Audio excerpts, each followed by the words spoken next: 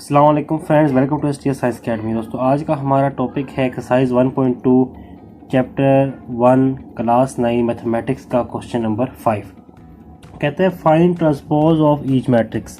हमने हर मैट्रिक्स का ट्रांसपोज फाइंड करना है। तो मैं आपके सामने मैट्रिक्स लिख देता हूँ, क्वेश्चन आ गया आपके सामने।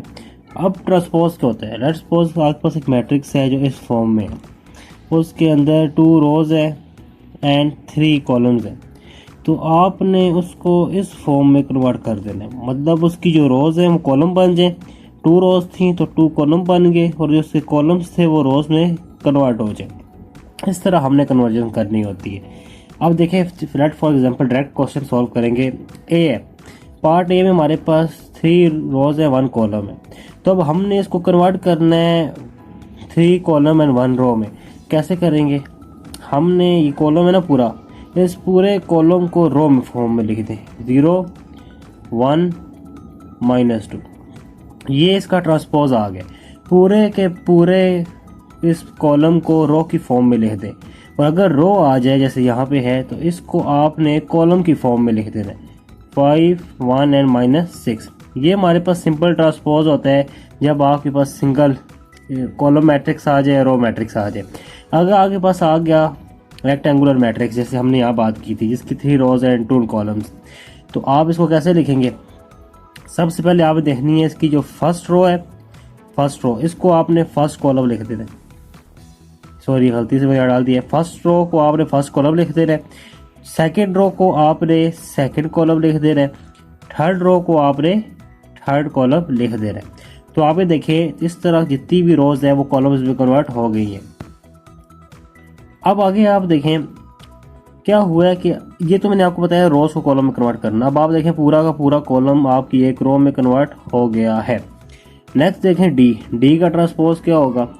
अच्छा, ट्रांसपोज की पहचान होती है A इंटू टी, ये आ जाएगा B इंटू टी, ये आ जाएगा C इंटू टी, ये आ जाएगा यहाँ पे D transpose will be equal to, ये 2 रोज 2 कॉलम स्क्वायर है तो स्क्वायर ही रहेगा, लेकिन वैल्यूज चेंज हो जाएंगी।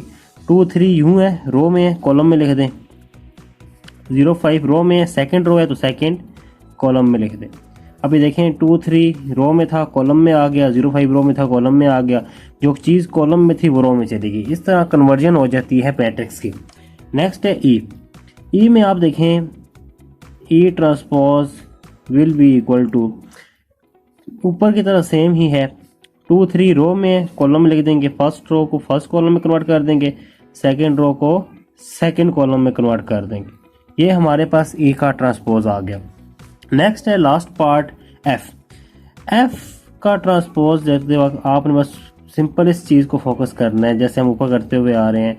जो फर्स्ट रो है वो फर्स्ट कॉलम बन जाए और जो सेकेंड रो है वो सेकेंड कॉलम बन जाए।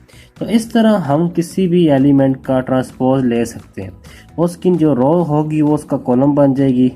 बस एक बात का ध्यान रखना है, फर्स्ट रो फर्स्ट कॉलम में जाएगी, सेकंड रो सेकंड कॉलम में जाएगी, थर्ड रो थर्ड कॉलम में जाएगी। इसी तरह फर्स्ट कॉलम फर्स्ट रो में आएगा। जो इस तरतीब से होंगे ना, उसी तरतीब पे आपने शिफ्ट करना है। बस इस बात का ध्यान रखना है। और ये हमारा क्वेश्चन नंबर 2 था। उम्मीद है आपको समझ आया होगा। सॉरी, क्वेश्चन नंबर 5 था एक्सरसाइज 1.2 का। अगर इसमें किसी भी किस्म का कोई भी क्वेश्चन आपका है तो आप हमें कमेंट सेक्शन में बता सकते हैं। आपसे मुलाकात होगी किसी नेक्स्ट वीडियो के अंदर। तब तक के लिए अल्लाह हाफिज़।